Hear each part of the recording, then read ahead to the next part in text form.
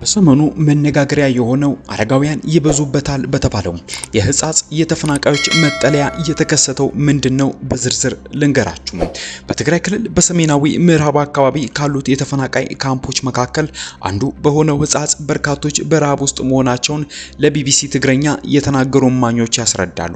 ተፈናቃዮቹ በእርዳታ የሚደርሳቸው ምግብ ድጋፍ በቂ ካለመሆኑም በላይ በከፍተኛ የጥራት ችግር እንዳለበትም ይገልጻሉ። ታዲያ በምዕራብ ትግራይ በመቶዎች የሚቆጠሩ ተፈናቃዮችም በሰብአዊ እርዳታ አቅርቦት እጥረት ምክንያት በረሃብና በበሽታ የመጠቃት አደጋ እንደተጋረጠባቸው ተናግረዋል። በ10 ሺዎች በላይ ተፈናቃዮች በሚኖሩበት በህፃጽ መጠለያ ውስጥ በርካታ አዛውንቶች፣ ነፍሰ ጡር እናቶች፣ ህፃናት በምግብና በሕክምና እጦት እየተሰቃዩ መሆኑን ነዋሪዎቹ ያስረዳሉ። ታዲያ የህፃጽ የተፈናቃዮች ማዕከል አስተባባሪ ቄስ አብርሃም አራያ እንዳሉትም ቢያንስ 300 ሰዎች ባለፉት 6 ወራት የእርዳታ እህል አላገኙም ይላሉ። በመጠለያ ጣቢያ ውስጥ የሚገኙ አንድ እናት ለቢቢሲ ትግረኛ ስለ ሁኔታው ሲያስረዱ አረጋውያን አሉ፣ ጉድ ነው የምናየው። አንዳንድ ለነፍሴ ያለ የሚያመጣልን እንጀራ ደርቆ እርሱን አይበላም፣ በውሃ ነክረን ፈትፍተን ለመብላት እየሞከርን ነው ብለው አስረድተዋል። የትግራይ ጦርነት ሲቀሰቀስ ቤተሰቦቻቸው ተበታትነው ወደ ሱዳን መሰደዳቸውን የሚናገሩት እኚህ እናት አሁን ብቻቸውን መቅረታቸውን ያስረዳሉ። እዚህ ሰው ሁሉ በረሃብ አንጀቱ ተጣብቋል ያሉት ተፈናቃዩም ዋናው ችግር ምግብ የሚባል ነገር የለም፣ የሚሰጡን እህል የሚሆን አይደለም፣ ባለፉት 6 ወራት የሰጡን እህል የሚባል አይደለም ሲሉ የሚሰጣቸውን የእርዳታ እህል ጥራት ችግሩን በስፋት ያስረዳሉ። ያችንም የምትሰጠውን የማያገኛለ፣ ማሸላው ራሱ የተበላሸ ነው፣ ብዙ ቆሻሻ አለው፣ ታጥቦ ራሱ እህል መሆን አይችልም። ያችም የተበላሸች እህል ስንት ነፍሰ ጡር፣ ስንት አረጋውያን፣ ስንት አራስ አያገኛትም ሲሉ ያለውን ችግር በስፋት ያስረዳሉ። እስከ ዛሬም ድረስ በህይወት መቆየታችን ራሱ ተመስገን ነው የሚባለው፣ ካሁን በኋላ ደግሞ ምን እንደምንሆን አናውቅም ይላሉ።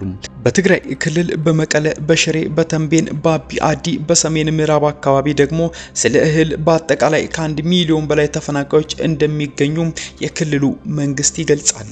በህፃጽ መጠለያ ውስጥ የተፈናቃዮች አስተባባሪ የሆኑት ቄስ አብርሃም አርያም በበኩላቸው በካምፕ ውስጥ ዘግይተው የመጡ አረጋውያን መኖራቸውን ገልጸው እነርሱ አሁን ለችግር መጋለጣቸውን ያስረዳሉ።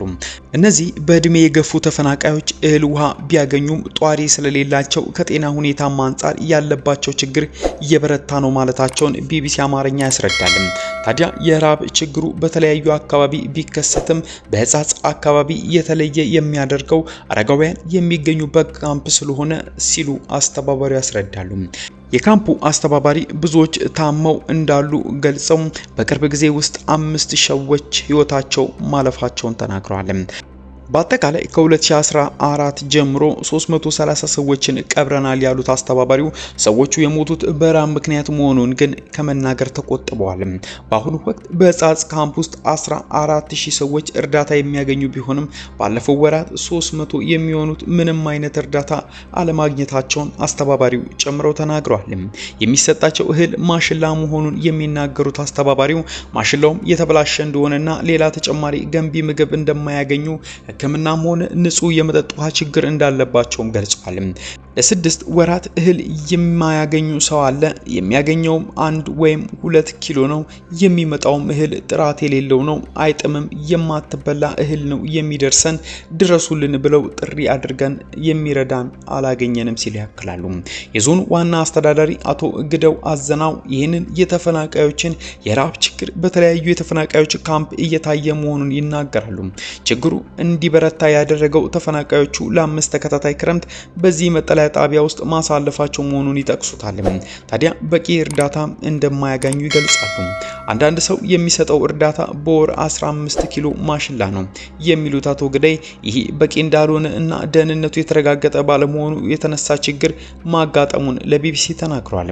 በአሁን ሰዓት በመጠለያ ጣቢያ ውስጥ የሚገኙ ሰዎች ያለባቸው ችግር ከተነገረው በኋላ የተለያዩ ሰዎች ድጋፍ ለማድረግ እየተረባረቡ እንደሚገኙ የዞኑ አስተዳዳሪ ጨምረው ገልጸዋል። በዚህ መጠለያ ጣቢያ አረጋውያን የሚበዙበት መሆኑ ተፈናቃዮች ሲወጡ ዘግይተው የመጡ አረጋውያን መኖራቸውና እነርሱ የመዘግየታቸው ሚጦራቸውን ባለመኖሩ ችግሩ የበለጠ እንዲከፋ ማድረጉን አስተዳዳሪው ያስረዳሉ። ይህንን ችግር ለመፍታት እየተንቀሳቀሰ ነው የሚሉት አስተዳዳሪው ሰኞ ታህሳስ 13 2018 ከ400 ኪሎ በላይ ዱቄት ከሽሬ አካባቢ ወደ ህጻጽ መጠለያ ካምፕ መወሰዱን ጨምሮ አስታውቋል። ግለሰቦች እርዳታ ለማድረግ እየተንቀሳቀሱ መሆኑንና የባንክ አካውንት ተከፍቶ እርዳታ ማሰባሰብ መጀመሩን አስተዳዳሪው ተናግረዋል። የራያ ዩኒቨርሲቲም የተለያዩ እርዳታዎችን በመያዝ ወደ አካባቢው እንደተጓዘ የተናገሩት አቶ ግዳይ በሽሬ አካባቢ የሚኖሩ ሰዎች እንዲሁ በማህበራዊ ሚዲያ እርዳታ በማሰባሰብ እየተንቀሳቀሱ መሆኑን አስረድተዋል። በትግራይ ክልል በተካሄደው ደም አፋሳሽ ግጭት 3 ዓመት በፊት በፕሪቶሪያ ስምምነት ቢቆምም አሁንም በሺዎች የሚቆጠሩ ተፈናቃዮች ወደ ቀያቸው መመለስ እንዳልቻሉ ነው የሚገለጸው። ህጻጽ ተፈናቃዮች ካምፕ ቀደም ሲል የኤርትራ ስደተኞች ማቆያ ስፍራ የነበረም ሲሆን በትግራይ ከተካሄደው ጦርነት በኋላ ግን ከተለያዩ የክልሉ አካባቢዎች የተፈናቀሉ ሰዎች መጠለያ ሆኖ እያገለገለም